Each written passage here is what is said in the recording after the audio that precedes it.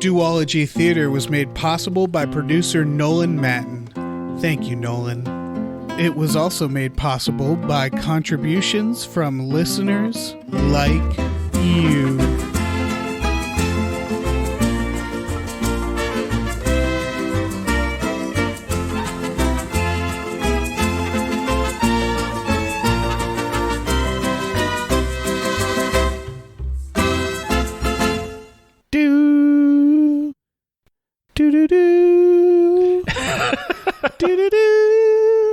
The soundtrack to this movie is ridiculous. It is. This is one of my notes, actually. I guess we're in it. We're in it. No, we've been in it. The soundtrack has a surprisingly it's all synth, I'm sure. Oh yeah, but it's just John Carpenter sitting at a keyboard. Yeah, but in terms of what it's recreating, this soundtrack has a surprising amount of wood block and steel drums. I didn't notice that before. Hey everybody, welcome to Duology Theatre. Hello everyone, welcome back to Duology Theatre. Yeah, welcome to April. This is April's Duology Theatre, where we are covering Escape from New York and then Escape from LA. Yeah, I'm one of the hosts, David Bell. I'm a second number of the hosts, Tom Ryman. Tom. Yeah, it's me. It's me. Yeah, Escape from New York. Escape from New York. It's a all-time classic schlock. I guess action film. Yeah, by John Carpenter. It's what is it? 1981. Is this his second film? Is this his third? It was his follow-up. I think it was his follow-up to Halloween. Yeah, Halloween was his first. Escape, and then The Thing is after this. Yes. Or is it The Fog?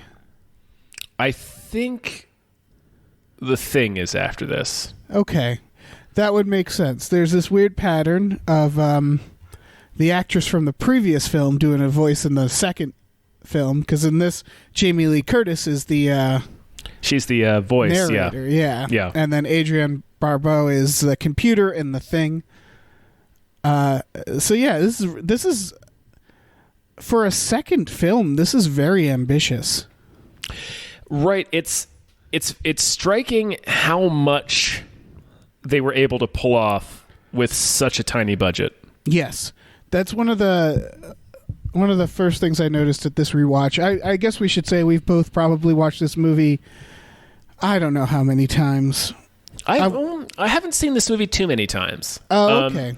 I've only seen this movie maybe 10 times. Yeah, you're right. It's more like a 10 than a 50. Right. It's not like The Thing. Yeah, this movie is a lot, I guess, darker and a little slower. It's a little more and then, like it's sort of a series of things that happens. Yes. So I do feel less compelled to watch it. It looks great, though. It looks fantastic. I love the look of Escape from New York. And I love the universe he sort of creates with it. Yes. It's very grimy and gritty. And I love Snake as a main character because he's in the hero role, but he's not a hero. I was about to say, I love Snake. I would never want to hang out with Snake. No, like he's emphatically not the hero. Like he's there's also a scene. Not cool. Like not really. Like his Snake tattoo is dumb. Yeah, his belly tattoo of a cobra is real dumb. He's just this dumb guy. He's just a real dumb guy who doesn't talk much. He's just some asshole. Yeah. But like in terms of movie conventions, he is 100% the cool guy hero. Yeah. Like he's got an eye patch. He's grizzled. Like he carries himself like Kurt Russell. So he's like very clearly like an action movie trope, but he doesn't behave that way. No, well, which has always fascinated me about Snake Plissken. He kind of, it's funny because I know what you're saying. Like, for example, he casually ignores a rape in this. He does, yeah. And he's not hero. Because he's not here for that, yeah. But what I think is so funny about, or not, I guess funny, no, that's sort of the right word in terms of his character overall.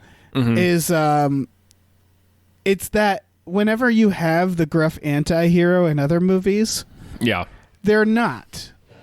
Because they're always clearly the hero. Yeah, they always are like, here we go again, and they save people. Right, Snake is like, no, I'm not going to save anyone. For reals. Like in other movies, the anti-hero will be just clearly the hero, except they're like an alcoholic or something. Right, like they have some sort of character flaw, but otherwise they still behave like a hero. Snake Plissken doesn't do anything for anyone but himself. You could argue he's one of the villains of the movie. We were talking about it while we were watching it, but if you were to classify Snake Plissken's alignment, he would be neutral evil. Yeah. Spoilers for Escape from New York. At the end, Snake casually eliminates renewable energy for the world, the hope for clean energy. Yep. The whole movie, the MacGuffin is this cassette tape. This tape that the president has. Yeah. That's almost more important than the president. Yes. And so they need it back, and at the end he swaps the tapes because the president was rude. President's a dick. The president's a dick. So he basically dooms the world to climate change because the president was mean to him. Yeah, possibly. And then we see it's almost certainly because we see in Escape from LA that climate change has definitely happened. Oh, yeah. Very excited for that. This movie is the clearest representation of the politics of John Carpenter and Kurt Russell. We talked about this on Cracked Movie Club. Yeah. It's real libertarian vibes. They're both very libertarian. Yeah. And Snake is very much just fuck authority. No matter if it's good or bad, he just bucks authority no matter what. Which is funny because it feels like they're mocking libertarians in this because a little bit. He's not the hero. They show he's him not at doing all. Bad things. I think this movie. He also, by the way, go ahead.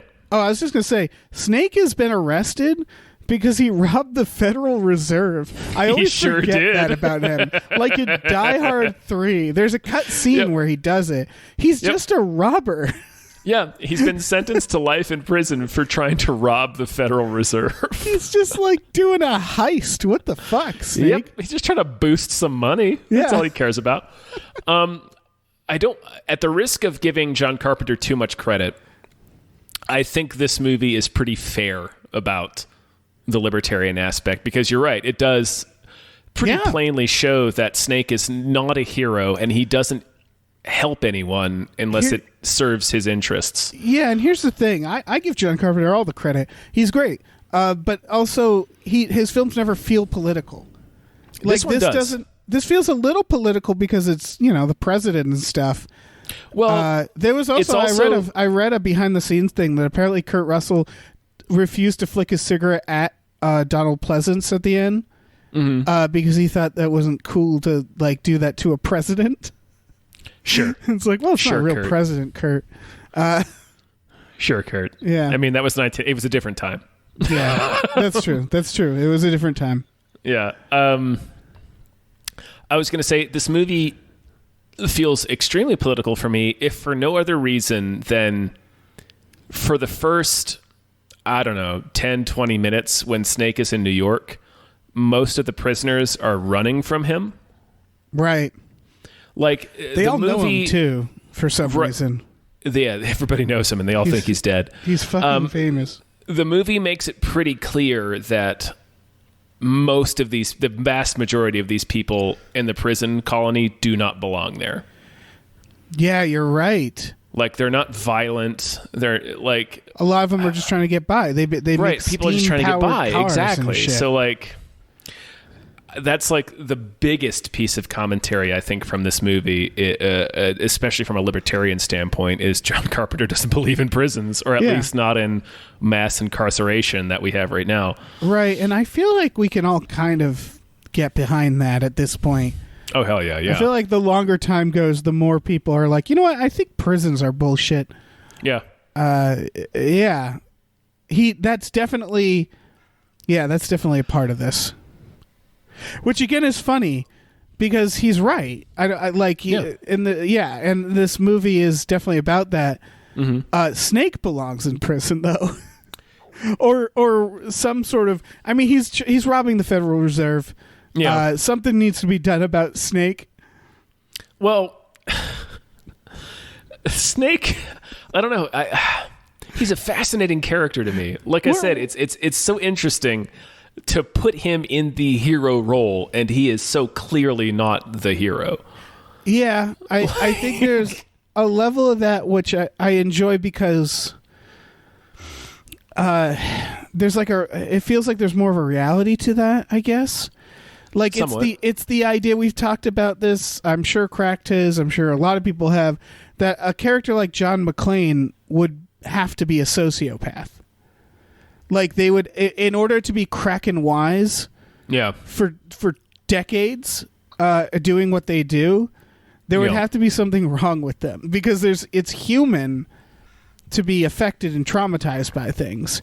And so Snake is sort of this expendable guy that the politicians throw, to the point that at the end Donald Pleasance uses him as fucking bait to kill Isaac Hayes.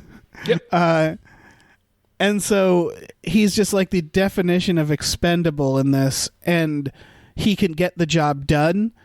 And because he can get the job done, it means that he has to ignore a rape. He has to look the other way on a lot of stuff and just like focus. Like he has to be a bad person.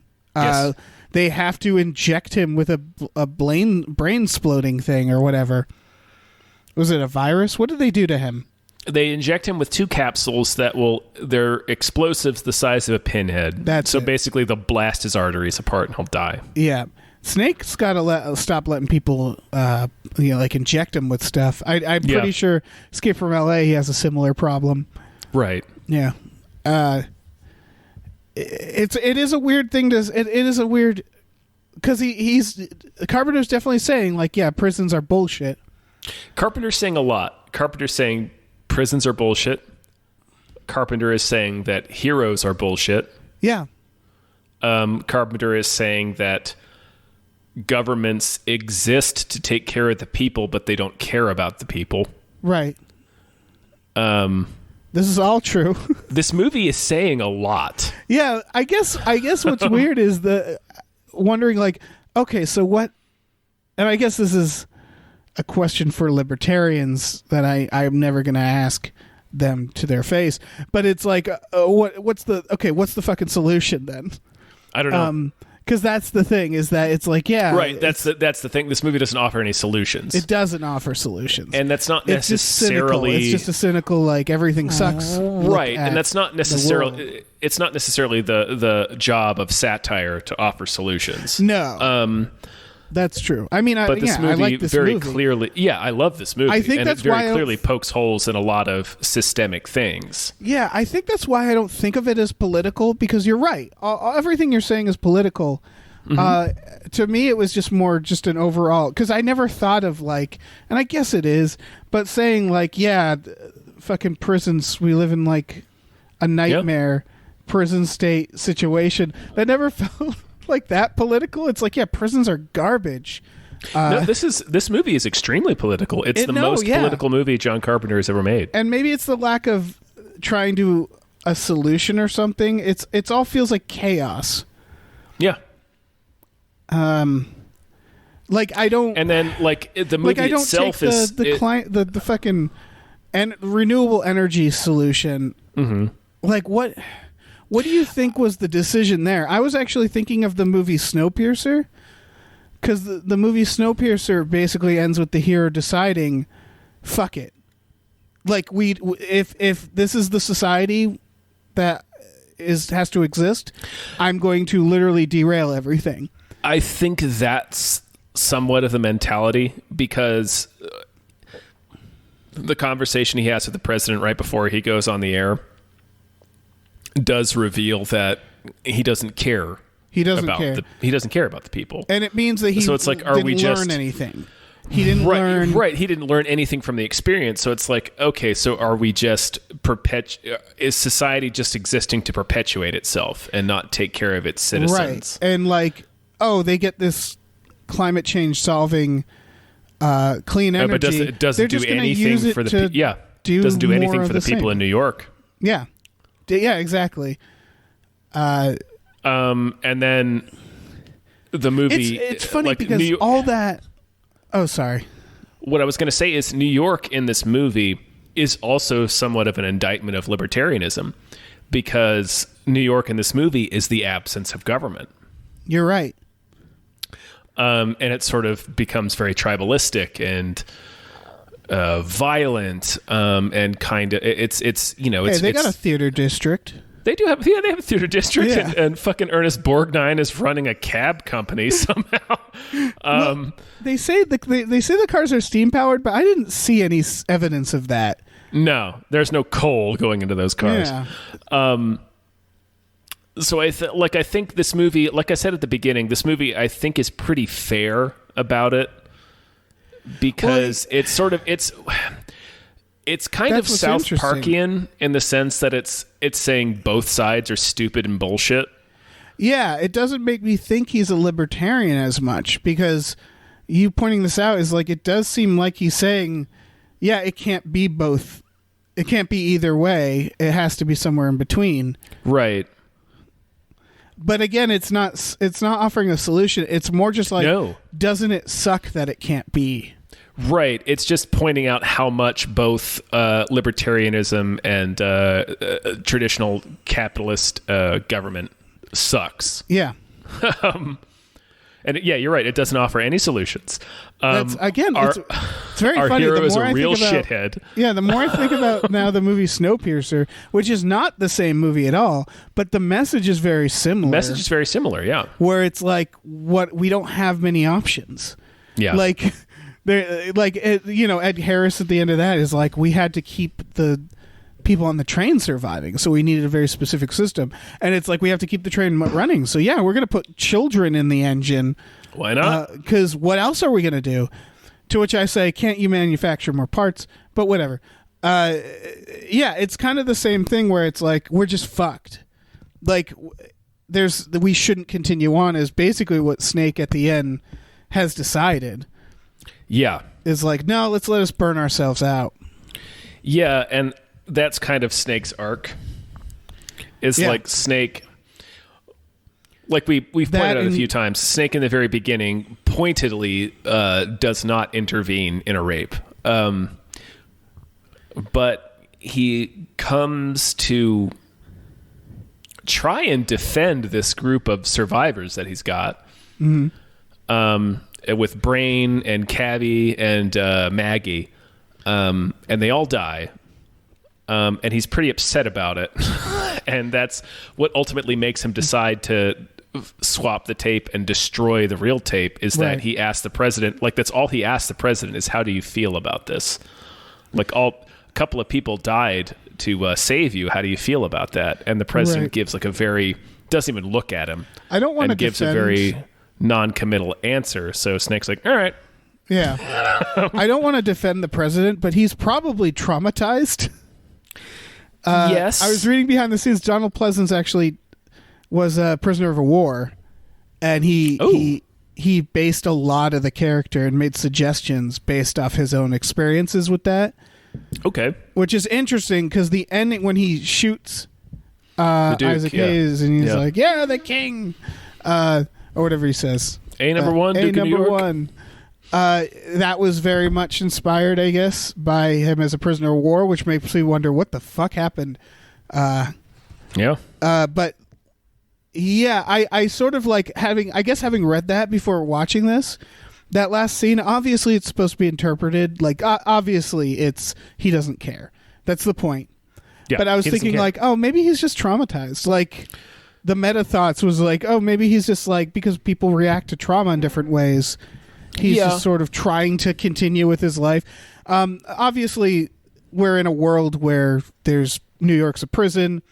Like, it's still a world that's, in Snake's eyes, not worth saving. Yes. But the character itself is the president. I was I don't know. I was thinking more about. I mean, when he goes to the prison, they have on the loudspeaker. You now have the option to be terminated and cremated on the premises. Yes, which means that people can choose to be killed instead of going to the prison. Yes. Huh. It's real dystopian. Yeah, it's real dystopian. And it's a real commentary on the prison system. Yeah, I do want a pillow that has that embroidered on it. You now have the option to be terminated and cremated on the premises. Oh, for sure. Yeah, no, I want that to hang above my bed every night when I go to sleep. Yeah. It's a very comforting thought.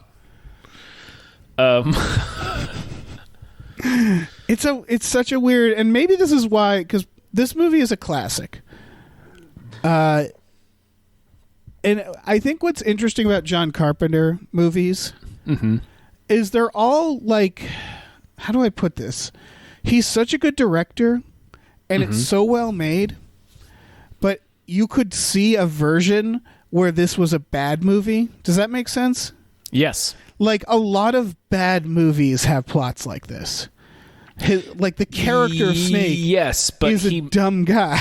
Right, but Carpenter makes his movies about things. Yeah, and he's also very good. He's very good, yeah. So yeah, you're right. They're also about things. You're right. That's right. part I think the thing that saved this movie from being just another one in the heap of the interminable number of films that had a similar premise in the 80s is obviously one, his direction. Like, his direction is very unique and interesting. Right. But he was saying something with this movie. I guess what I was getting to is that, this movie has always stood out. It's a classic. But I don't think people watch it that often. I don't think so people, either. Yeah, I don't people, like, the way you watch your favorite movies and stuff, people don't, like, relax with this movie. I'm sure some people do, because, there's a lot of people in the world. This was my older cousin's favorite movie. Right. Growing up, and he's about... Gosh, he's probably 10 years older than my brother. So he showed this to us when we were kids, and it felt slow as a kid. Yeah, it's kind of slow. And then watching it as an adult, I'm like, my God, this movie is a masterpiece. Yeah. But I guess it's not. I guess it's more that the movie's not very fun to watch. It's not a fun watch. The characters are very serious. Right. Kurt Russell's a dope, but he's very severe. Yeah. And the movie's very severe. And I'm positive that is on purpose. Because John Carpenter knows how to make a hero. Like, there are heroes in other John Carpenter movies. Like Roddy Piper in They Live is a hero. Right. MacReady in The Thing is a hero. Pliskin in this movie is such a challenging character. He's like weirdly challenging. Yeah. Carpenter really fought for Kurt Russell too. Go ahead. What's that? Oh, I was going to say Carpenter really fought for Kurt Russell. The studio wanted either Tommy Lee Jones or Chuck Norris. Holy fucking shit. Can you imagine Tommy Lee Jones in this movie? Yeah, it was before Tommy Lee Jones was famous. Like, it's pre like Fugitive, pre a lot of it. This is way pre. This is 81. Yeah, this is young Tommy Lee Jones. It's a year after The Fog and a year before The Thing. Yeah. I could honestly see Tommy Lee Jones pulling it off. Chuck Norris, I'm glad they didn't, because I think that what was happening is the studio was like, maybe we can get more of an action film out of this, like maybe right. They wanted a star. Yes, and Kurt Russell was known at the time, but I think as a child star. Yeah, you're right. There must have been some connection between Carpenter and Kurt Russell before this movie where they knew they were on the same page. Like, because Carpenter was just like, from the start was like, I want Kurt Russell. And then at the end of the day, he got his first choice. Yeah. But it does seem like very much a collaboration between the two. Oh, yeah. I think they both collaborated on the character. Yeah. Oh, yeah. I think the eye patch was Kurt Russell's idea. Eye patch is a good idea? Yeah, he said something like I saw an interview where he was like, there hasn't been a hero with an eye patch since True Grit. And True Grit is a very interesting reference. Also very similar because Rooster Cogburn is in the hero role, but he's not necessarily a hero. Exactly. They knew they knew exactly what they wanted Snake to be. Yes. They wanted Snake to be this very ambiguous shades of gray character. Yeah. He's probably the only true anti-hero I can think of. Because, yes. To be honest, like seriously, like every other anti-hero you can come up with, I guarantee they just play the part of the hero to a T, except they have some character flaw. Yes. In terms of, but Snake is the only one that's actually challenging in the things that he does. Yes, in terms of characters that were absolutely designed to be anti-heroes, yes. Because I was thinking of like Tony Soprano. I was thinking Jason Voorhees. Oh well, he's my favorite anti-hero. Oh, he's the best. Because I'm rooting for him the whole time. That was it was fun listening to the How Did This Get Made of like Friday the 13th Part 6 when Jason Mantzoukas realizes, oh, Jason is the hero. Yeah. Jason's the main character. Yeah. It's like, yes, no, we're watching these movies for Jason, not for these other people. But yeah, you're right, is that this is, man, this is the ultimate anti-hero movie. I'm sure there's some along the way, but this is... Outside of like, maybe Vic Mackey and The Shield. I never watched The Shield. I mean, they start the series in the very first episode. He murders another police officer to save his own ass. Oh wow! So they start the show off with like, this guy is bad. Yeah. Well, it's hard because the definition of an antihero. Because you brought up Tony Soprano, but I never. It's so tough because I don't think of him as even a hero. Or in a heroic he's just role. He's like the shark in Jaws. Like he just kind of does what he does, and you're like, well, that's what it's gonna do. It's not like an action. Like The Sopranos is an action. It's a drama. So like, yeah, I was thinking like adventure action, like keeping it to that genre of anti-heroes. Because I guess the one that keeps sticking out is Batman, and Batman is like always seems like he's the false anti-hero. He's always like, I'm gonna kill you. And it's like, you're never going to kill anybody. Batman is not an anti-hero. Batman is a hero. Yeah, he's a hero. But he has the, like, they always made him seem like he's try to dangerous. Tell us that he's, like, super dark. Yeah, he goes to beat up the Joker and he locks the door and everybody's like, oh, no, he's going to kill him in there. And it's like, he's never going to kill him in there. Yeah, he's Batman. Like... Yeah. He only kills people and doesn't realize it later. Right. Like, Batman has a lot of pathos, but Batman is not an anti-hero. Yeah. Like, Snake Plissken is an anti-hero. Yeah. Like, he does things that are not heroic. Yeah. Like, surfing on a tidal wave. We'll get to that. Oh, that's an Escape from LA. Yeah. So excited to talk about that movie. He's such an interesting character. Like like I said, this might be the only movie that actually pulls off an anti-hero because he does a lot of things that you can't like. And like the end of the movie, even though you're like, well, fuck the president, but he's also kind of doomed the planet. Yeah. When he dismantles that tape. So it's like, fuck this guy. It's everything all the way down to, again, that stupid tattoo. I think he looks dumb. I think he talks dumb. Like everything about him is like a guy who's trying to be cool, and I love him. He's like a stereotype of a cool guy. Yeah, but he's ridiculous. He's a ridiculous person. He's always making the same like weird face. He's got that face like you ever see videos of like cats smelling something that's weird and they make that funny face? Yes, like that's what Snake's permanent face is. Yeah, he looks like he's constantly smelling a fart. Yeah. He's got this weird wince. Fart he's face. Like, you could never have a conversation fart with him. face Plissken. Yeah. You'd never want to talk to this guy. They do such a good job with, and I don't even know if they meant to do this because I heard this was a rewrite, but when they introduced that woman at the Chock full of nuts. That was his wife at the time. It was, right. And Adrienne Barbeau was Carpenter's wife at the time. Yeah, they were married for a few years. So they just killed off their wives in this, which, all right. Adrienne Barbeau is kind of a bummer in this movie because they don't give her much of a character, and she had such a huge character in The Fog previously. So it's kind of a bummer in this movie that she's just brains muscle and doesn't really get to do anything. Yeah. And kind of dies like an idiot. So, yeah. Doesn't Brain kind of die? He crashes. No, Brain steps on a landmine. Oh, shit. through the minefield that he was supposedly memorizing. Oh, so Brain dies also like an asshole. Brain also dies like an idiot. So... shit, what was it? Oh, yeah, but they introduced that woman, and she's like, I hear you're getting someone out of here. You want to bring me out of here? And they, like, they make him like, I'm not, like... not interested in this, and she's like all over him, and you're like, first time viewing, you're like, okay, well, here's the romance, and then she gets sucked into the floor and we never see her again. Yep.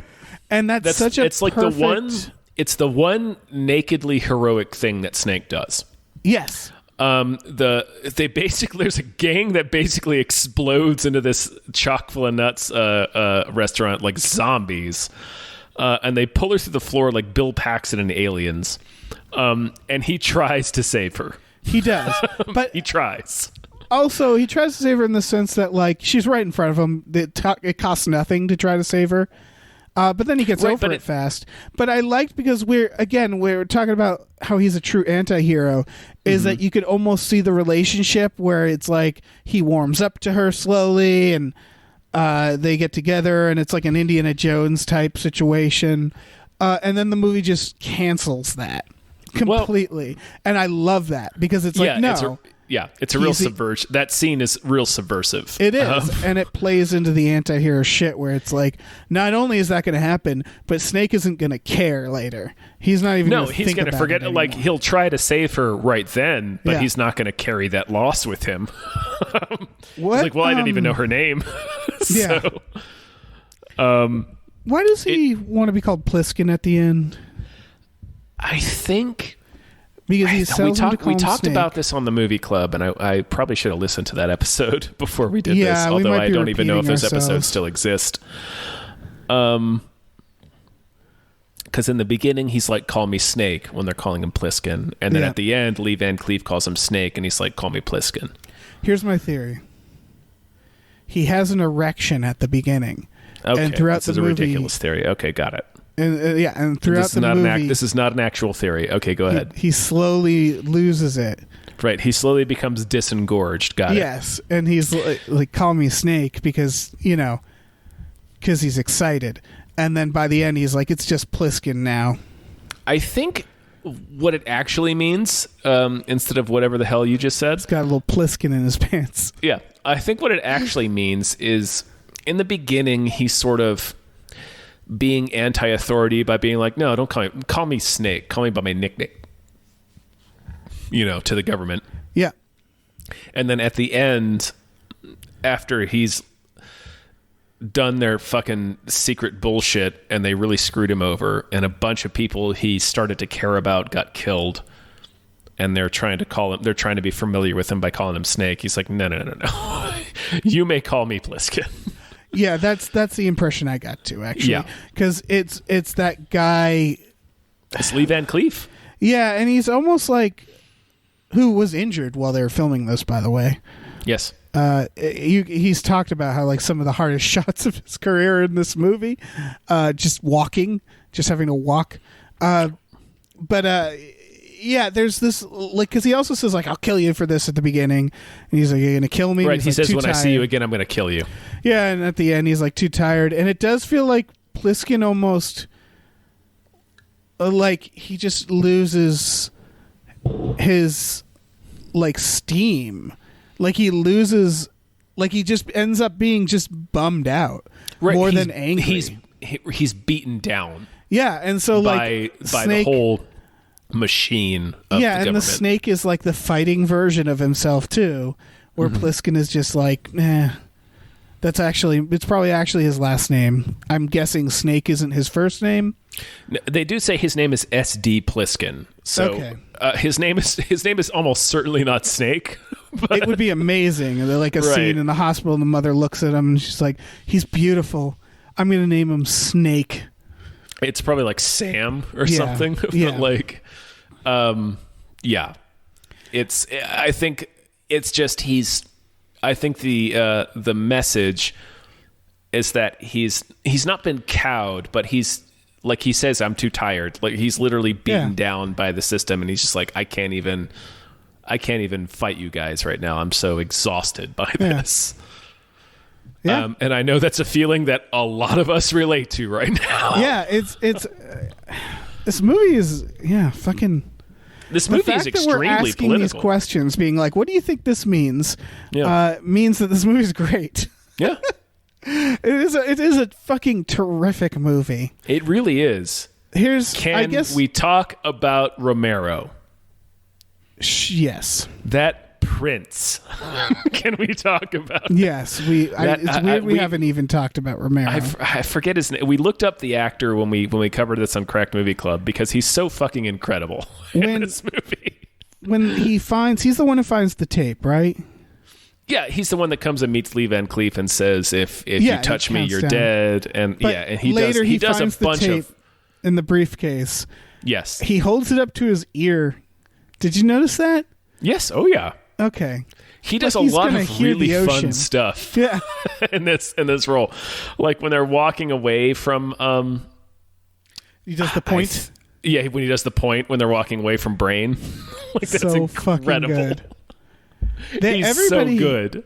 I wonder. I'm sure it's a lot of John Carpenter working with the actors to be like, look, you're in this movie. You get to do a thing. What is your thing you want it to be? And like, it seemed like a lot of collaboration. I know, again, with Donald Pleasance, the wig scene where he has the blonde wig, that was Donald Pleasance's idea. It feels like it's a lot of Carpenter working with actors and being like, you see what I'm going for, right? So go nuts. Just tell me what you want to do. And that fucking hero who played Romero. Right, like that's clearly a role where Carpenter was like, "Look, just be weird." Yeah, and that guy dunked it as far as being weird. Yeah. It was a tomahawk dunk of weirdness. He was so fucking good. He's so great. He looks like a vampire. Like, he doesn't look human. He gets stabbed. When he gets stabbed, he's he's so sad. The noise that comes out of him when he gets stabbed. I feel like after that take, John Carpenter would be like, "What the fuck was that?" And he's like, "Do you want me to do it again?" He's like, "No, not at all." Beautiful. It's an all-time cinema history moment. Don't do it again. We've captured it on video forever. Yeah, it's like filming a car crash. It's like, no 2 takes. It's like filming the moon landing. Yeah, we're not doing this again. That guy's incredible. He is. I'm sure we looked him up. We did. We looked him up. I remember we found out his name. We did a whole other podcast about this movie for people wondering. Yeah, we did. Cracked Movie Club back before we all got fired. Yeah, I actually made a note not to listen to it or check the notes because I didn't want to just like use what was in there. Right. Yeah. That's fair. I do want to talk about St. Louis though because it's my favorite making of detail, which is that they couldn't shoot in New York because it's too expensive. It's way too expensive. So they're like, we need a place that looks like New York, but like in ruins. And they were like, St. Louis, how's it going? St. Louis was like, please film here. And he talks about how like the New York Grand Central Station, when they filmed there, it was like, I don't know what it was in St. Louis, but it was a building, and he said when we walked in, he said, "Oh, we don't even have to dress it." Like, it was just in shambles wherever they were filming.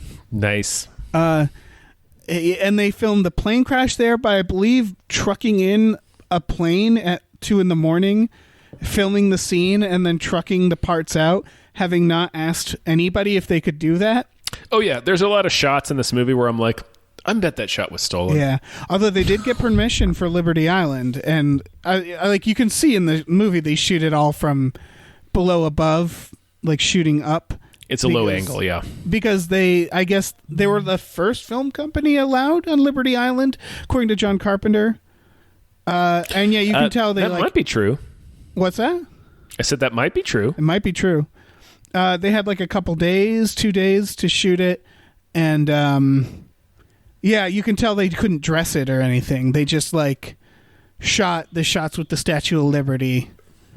Yeah, they did a lot of low-angle shots of the Statue of Liberty and then had like all the post-apocalyptic stuff in the foreground. Yeah. So it's like, okay, you couldn't build next to the Statue of Liberty. Yeah, which of course they couldn't. No. Also, this movie, I remember in the making of, John Carpenter pointed out there's a lot of extended shots in this film. Yeah. And people may take that as being artistic. But it was really because he just wanted to save money. Yeah, there's a lot of that. Because if you do extended takes, that means less setups. That means less money. You cover the scene quicker. Yeah. God, there's a bunch of really cool little details. The fact that James Cameron worked on this movie before he was James Cameron. He did. He worked on the effects. Yeah, there's a fairly known picture of him painting the what's it called? The glider, the right? matte painting. No, the matte painting for the day shot of New York. Right. When they're all in the field in Central Park. Yes. He worked on a lot of things, yeah. He worked on the effects on this movie. Yeah. The other scene that, of course, is like pretty iconic is, of course, Kurt Russell versus the old-timey wrestler-looking dude. Right, versus Karnov. Yeah. in the fucking ring. Played by Ox Baker. I looked him up. Sure. He didn't know how to pull punches, apparently, according to Kurt Russell. So Kurt Russell got hurt a lot doing it.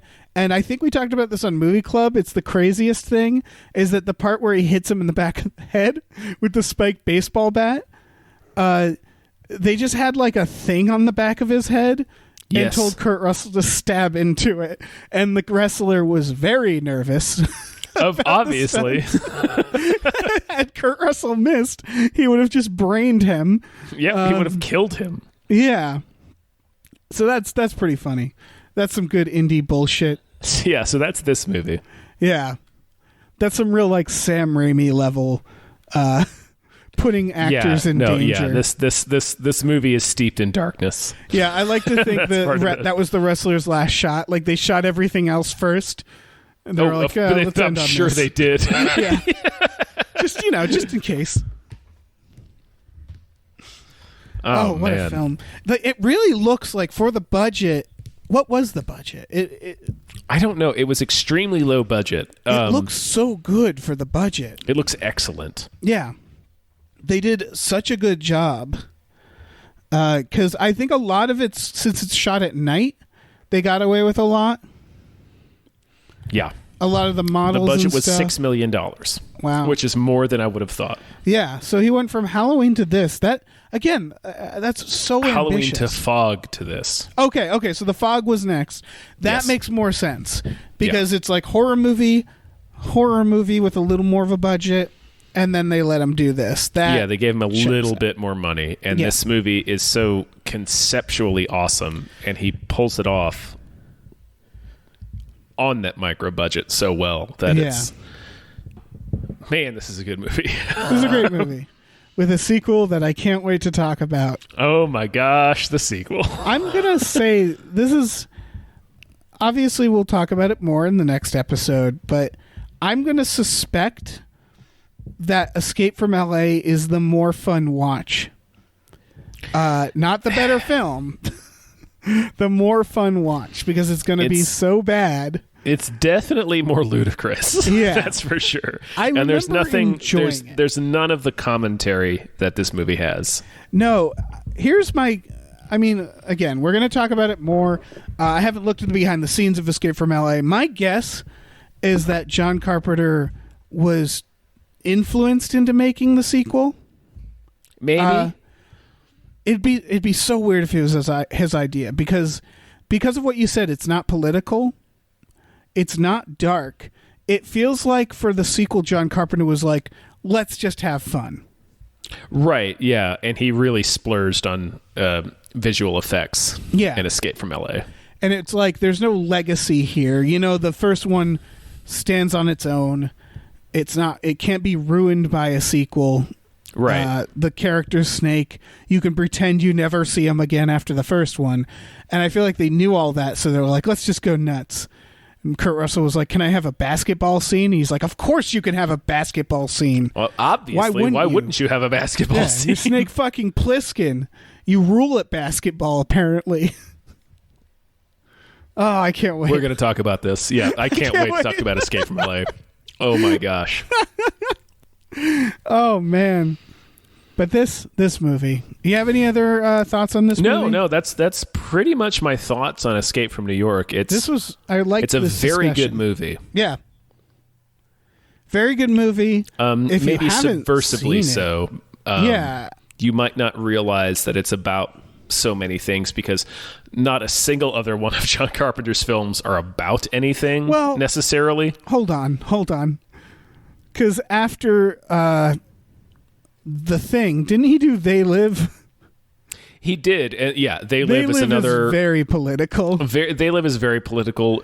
Even The Thing is kind of political. Yeah, because it's about the Red Scare. It's about the Cold War. So yeah, his movies do get political. That's the thing. I think maybe They Live is his most political movie. And then this. It might be his most overtly political film. Yeah. But I think this one is the one that has the most to say. Yeah, I could see that. Because They Live is pretty much just... capitalism is bullshit. Yeah. But this one is more nuanced. Yeah. Yeah, that's fair. This They Live, he puts on sunglasses and they're all literal monsters. Yeah. All right. It feels more like something more personal to what John Carpenter had to say. Again, it's like an earlier film, so he probably had more. Yeah. And then They Live, he was like, I want to do something about fucking commercialism. Right. It's fine. This one feels more important to him. Yeah. And to Kurt Russell. Yeah. I wish they'd work together again. Yeah. What's the last film they did? Was it Escape from L.A.? It was Escape from L.A., yeah. Man. Get back together, Do guys. another thing. Fuck it. Who gives a shit? Yeah, if anything, he should go on one of John Carpenter's crazy music tours. Just drive around in a van. Yeah, and just slap a tambourine or something. Who gives a fuck? Yeah, who gives a fuck? He, what do you think? Kurt Russell, he might be a harmonica guy. I can see him having that Bruce Willis I can see harmonica Kurt Russell energy. wailing on a harmonica. Yes, yeah. Absolutely. Something like that. I guess that's it. Yeah, that's all. I'm done. Okay. That does it for this episode of Duology Theatre. Yeah. Thank you guys for listening. If you're interested, you should go to our Patreon at patreon.com/gamefullyunemployed. We have a tier where you can make us watch specific movies. You can produce your own podcast, which is what this is. And we got exclusive podcasts like Tom and Jeff Watch Batman and Fox Mulder is a Maniac. So check that out. Look into that. We also have a store, tpublic.com/store/gamefullyunemployed, but please don't buy a t-shirt right now. Just take care of yourself. Yeah, unless you're stupid rich. I mean, if you're disgustingly rich, then yes, buy multiple t-shirts. Please, buy all of the t-shirts. Yeah. And just make it rain on us. Yeah. And also, donate and stuff to, hospitals and junk. Uh-huh. But mostly the t-shirts. Before you do that, buy the t-shirts, yes. Duology Theatre is brought to you by Gamefully Unemployed. Check out our cool shit at patreon.com/gamefullyunemployed.